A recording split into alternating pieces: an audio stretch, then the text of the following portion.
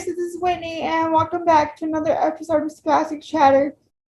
If you didn't know, Spastic Chatter is a platform meant to feature those in the Cerebral Palsy community, and I get together weekly with individuals with CP, like myself, to have an uncensored chat, if you will, about what it's like living with this type of disability.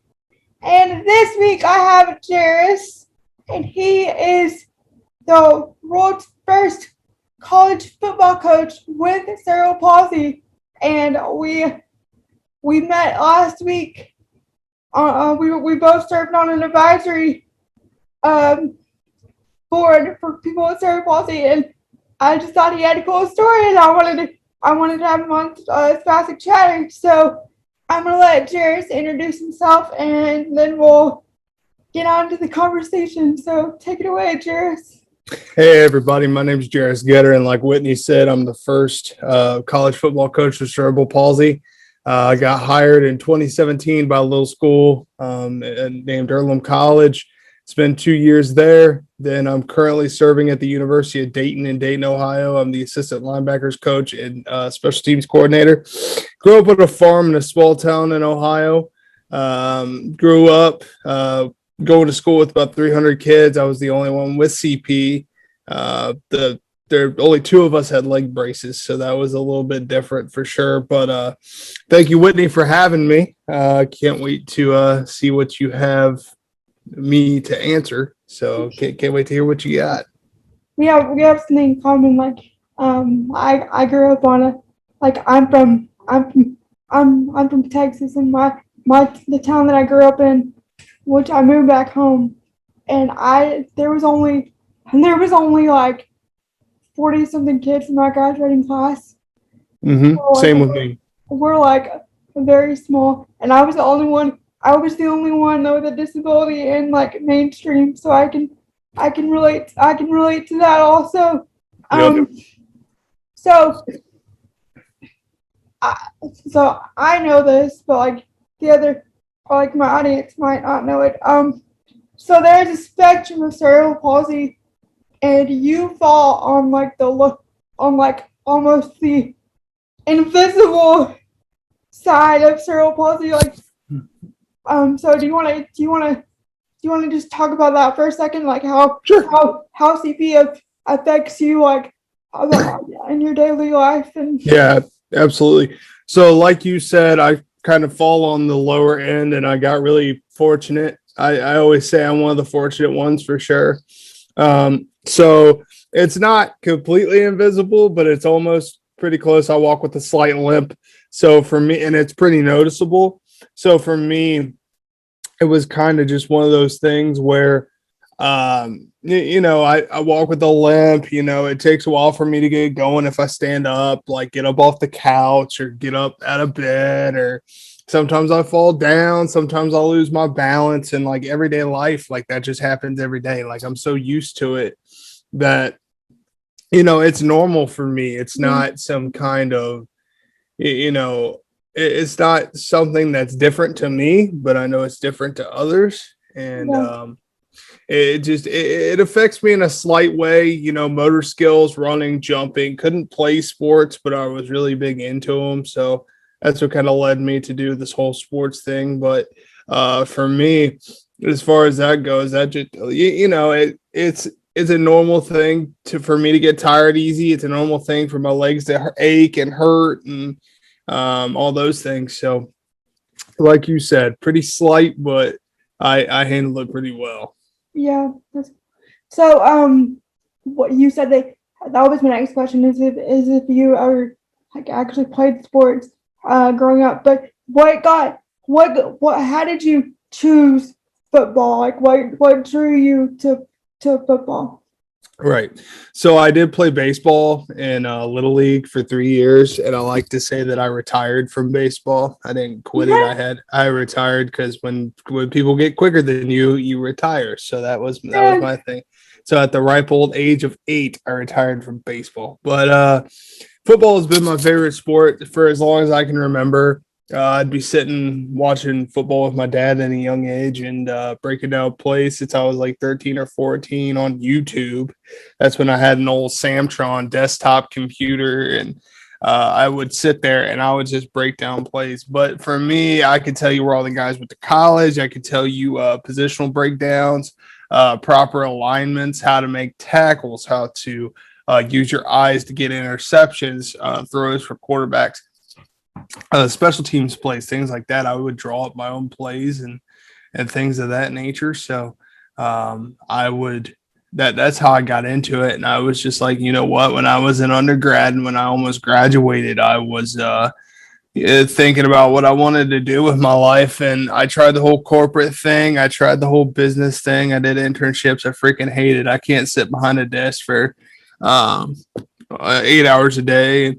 And I worked in IT for 6 years and I hated that. And I wanted to get out. And I was just like, you know what, I'm going to take the risk and be a football coach. And that's kind of led me to do what I'm doing now. And I'm a substitute teacher in the meantime. I make no money doing this right now, but hopefully something happens soon.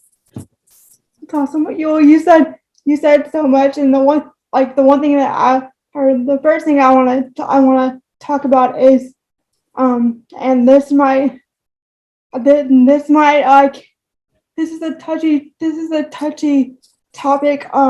So like this is again, I probably this on being uncensored, but you said that you played baseball up until 8 years old, and I also played regular in the regular t-ball league until I couldn't play anymore. Like I would hit the ball, and then like my friend would like push me in my chair around the bases, and like I'd fall out of my chair, and people would freak out, and I'd just be laughing. But like nowadays, I feel like, again, I'm gonna preface this that this is my opinion, and before the trolls come at me, but like I feel like there's so many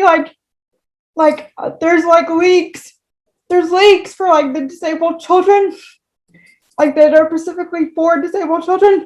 But I don't understand what's wrong with like including them in the regular league to the best of their ability to like let them be included, to teach the other kids like that this is quote unquote normal. Like I don't necessarily agree with like segregating the disabled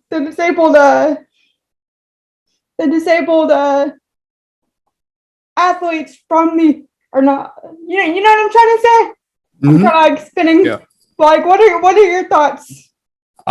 So for me, where I grew up, there was no disabled leagues that I knew of, but if there was, I think my parents wanted to give me kind of like an experience of normalcy. Mm-hmm. So for me, my experience in Little League baseball was not a positive one. Oh, okay.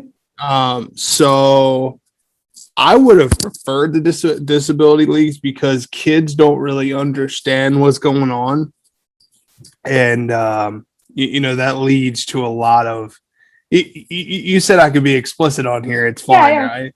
Yeah. Kids are assholes. Okay. Yeah. So with that being said, I had kids that would ask the coaches why I couldn't run the bases fast enough, or, why I was so slow, or, I'd be playing in my leg braces like most kids. They get like the baseball pants. I'd have to wear like sweatpants. Like my parents didn't buy me baseball pants, and it was just one of those things where you would just sit there and you would go, for me, that was normal. I could hit the ball. I couldn't field to save my life. Yeah. Well, I'm glad I brought that. I'm glad I brought that up because, like, again, this is just us like having a conversation, and my experience obviously differs from yours, which I understand your perspective. So, but yeah, kids can be assholes, and like my thing is I always had my twin there, and like my other siblings. So like if anyone was like picking on me, I had my bodyguard. I had like a bodyguard there. Like nobody was gonna say shit. So I'm Right. like, yeah. And that's good to have. I grew up an only child, but I had a lot of older relatives that protected me that way. And I had a cousin. He's 2 years older than me, and we're really really close. And I remember when he would involve me in stuff, take me places, he would always tell his friends, like if I was hanging out at the house, that if they made fun of me, he was gonna fucking pound their head in or Yeah. stomp their head in the ground or whatever. And I could always handle myself. I'm 6'4", about 235. I'm a big guy, so I can handle my business if I had to. But I was protected enough to know that I never had to do that, so that was always nice. That's awesome. So, getting back on the topic of like football and Michael, like what did you? So you went to college for IT. How did you transition into being a football coach? Like what was that? What did that look like? Because IT and football are like completely different. So I went to school for business administration. So I wanted to be in like the front office of a sports team. So like my dream was always to be in sports. It's sub capacity. I'm minored in sports marketing and management. I'm actually an IU grad, graduated from Indiana University. And when I would sit in my classes and I would sit and do my homework or do my work study in IT, I'd be like, I'm not getting anything out of this, and this isn't what I wanted to do. And I really got the itch to coach. And like I told my grandma who passed away about 4 years ago, that I wanted to coach, and she just told me to go for it and to try it out.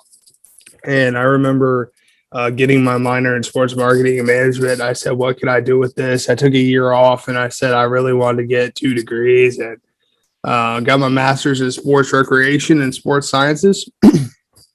So I could coach you up. I could tape your ankles. I could do front office stuff. I could do budgeting. I could do athletic directing if that was the case. And I kind of knew that desk jobs were not for me. Like I said earlier, desk jobs are not, even with CP, I like being active and I like talking to people and I like being in that realm and like being in, kind of being in the talkative stuff. I like developing young athletes.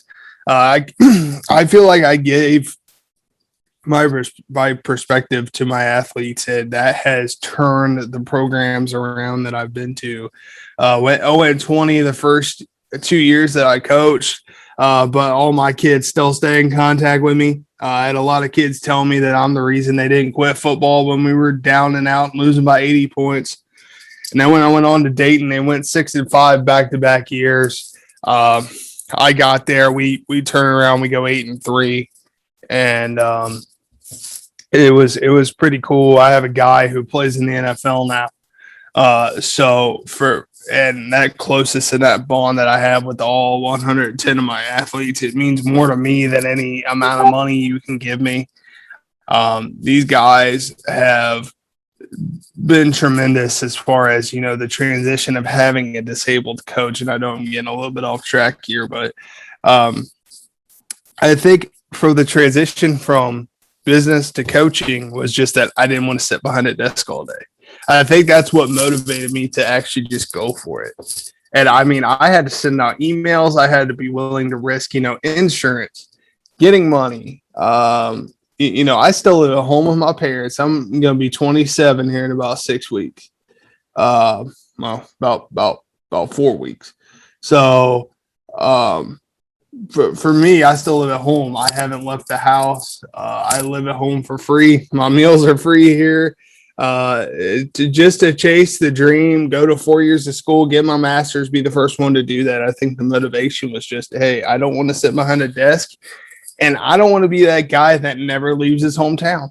And I think that motivates me every day to just get up and just go coach and be better and get ready for that paid spot when it comes. Yeah. Well, just there's nothing wrong with not leaving your hometown. I went off and did my own thing for a little bit. Like I went off and got my master's degree. I worked in a big city, and I found out that the 9 to 5 job wasn't for me. So I came back. I came back to my hometown. And now I work from home. So I just want to put that out. I just want to put that out there right now. There's nothing wrong with this staying in your hometown. So don't feel bad if you're all the stuff you just said about like living with your parents till at 27. There's nothing wrong with that. That's you're taking the steps to better yourself, and that's just part of the process right now. So exactly. yeah. So I thought of a question while you were talking. So have you experienced any like negative like feedback about me from being a coach with cerebral palsy? Oh yeah. I want to talk about it. Yeah, sure. People are assholes. Yeah, people fucking suck. So I was at an internship at a college. I'll just I'll keep that under wraps, but how they ran it and how they treated me, it was supposed to be an 8-week internship, and that kind of turned into me coming home in about 3 days.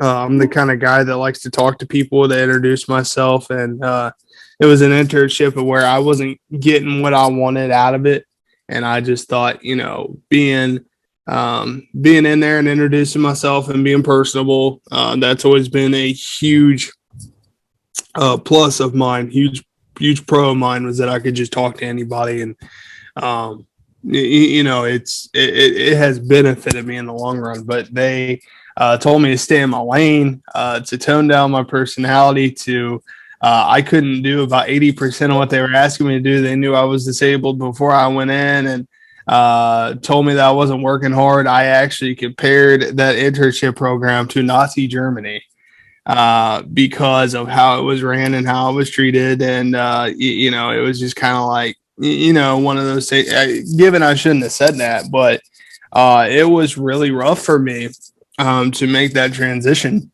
And that's just one factor. I mean, I've had family members tell me it was a stupid idea.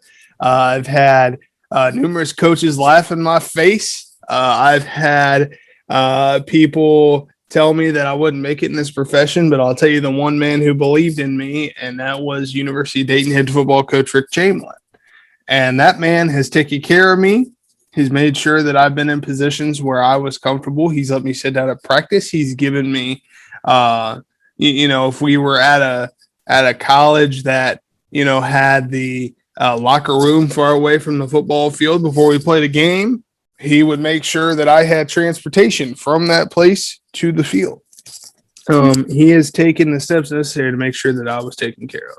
And that's what makes it easy to work for free right now, is that, they allow me to be myself. They allow me to coach the way I want to coach. They let me, impact the program and the ways that I do. And I always tell him that I owe him more than what I could ever repay him for. And he tells me I've done more for the program than what I could ever imagine. So to know that I left that impact was great.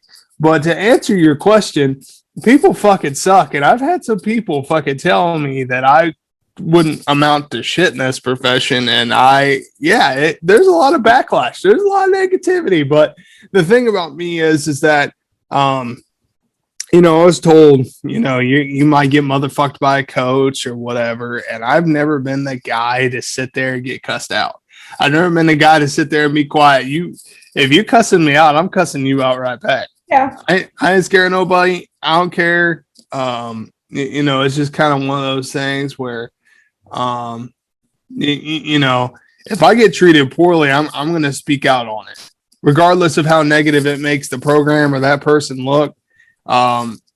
You know, I'm an easy guy to get along with. I'm easy. I'll bust my ass for you, but if you disrespect me or turn me away, you know, because of that, and tell me my work ethic sucks, I'm gonna, you know, I'm not gonna be a nice guy about it. I'm gonna call it like I see it. And I also gotta thank Nick Johnson at Earlham College for giving me the first opportunity to come coach and leave my impact on that program and those players too.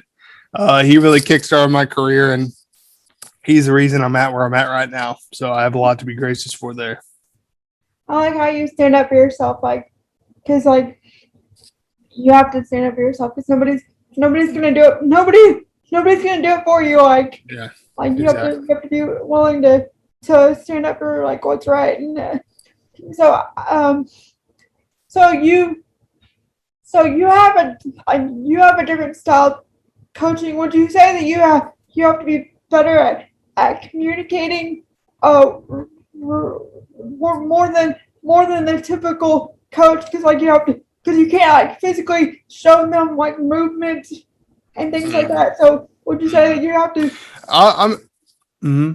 I'm able to show them a little bit, so that kind of benefits me. But yes, communicating is huge. You got to be able to know what to say, how to say it properly, what to deliver the message to, how each kid responds. I got 120 kids. Yeah. Each kid responds differently to certain actions. So if you're yelling at I've never been a yelling and screaming kind of guy. I've just never been that way. But I think, you know, being able to talk to kids and like really make that connection and know what you want. Like, you have to be really specific in your communications and what you want. And these kids have just adapted to that. It wasn't, I don't understand what you're saying. If there's questions, I'll go through it. I'm a very methodical coach, very, very organized and very boom, boom, boom, boom, boom. Here's what we need. Yeah. And, you know, they take that really well. But I think if you're at a disadvantage and like, hey, I want you to backpedal. Fun fact, I can't fucking backpedal to save my life. So if I gotta walk back, if I gotta go backwards, it's not going to be good. And if I got to go, you know, sprint through this, obviously I don't have to show them because they know how to run. They know how to sprint. They're Division I athletes. So I think with that being said, you really got to know how to talk to your kids. I think that's the most, in any facet of anything, you really got to know. And it's not just out there on the practice field. It's on game day. You really got to know how to talk to your kids every which way, every single day. And I love each and every one of them, and they love me. And it's just something that I take a lot of pride in, is being able to communicate as is. So I think it makes my coaching a lot easier. That's awesome. And I find it interesting that you said not only did you have to adapt to your coaching style, but your kids learned how to adapt also. So it's not just you personally, like as the person with a disability that had to develop an adaptive, you know what I mean? Like they had to learn those skills also. And I think that will like benefit them in the future, if that makes sense. Mm-hmm. Because it was such a unique perspective and like a different situation than the quote unquote norm. Right. And you're a life coach too. So I mean, for me, that different perspective on how to approach every day, what life was like, not taking things for granted, you know, little things like that, little teachings that I can give them. And they've all been really appreciative, and that's all been really receptive in a positive way and taken in a positive light. And I'm gracious for that. I've impacted lives wherever I went, high school level, college level, even that internship for 3 days. I left my mark in a certain way with the athletes. And at the end of the day, regardless if the coaches like you or you piss them off or they piss you off or whatever, if the kids love you and the kids want you there, you'll go far in this profession. Yeah, that's awesome.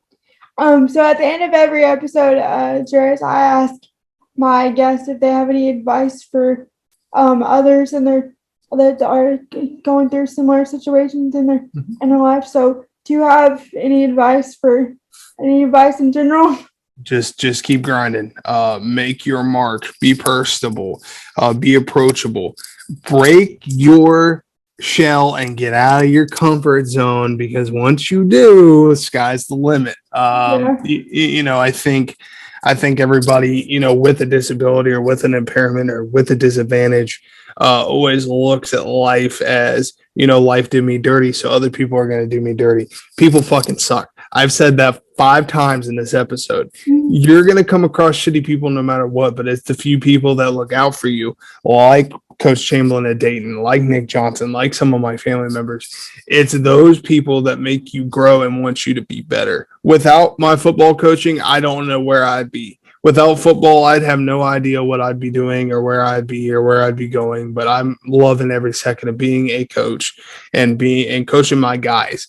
Dayton has changed my life. Earlham College has changed my life. No matter what it is, career-wise, personal goals, just do your best and be the best person you can be and go be great. And I think everybody has that capability.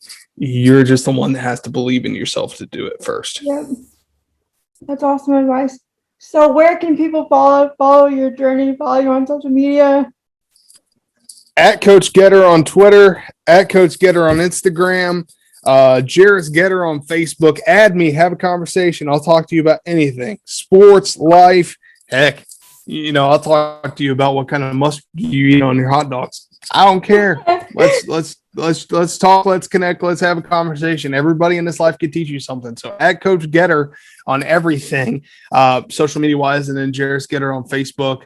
Let's connect. Let's have a conversation. That's awesome. I'll put that in the description below so people can follow you. And awesome. Thank you, Jerris, for being a guest on Spastic Chatter. And if you're watching this and you want to be a guest, just leave a comment. I would love to have you. And check back next week for another episode. Thanks. Bye. See ya.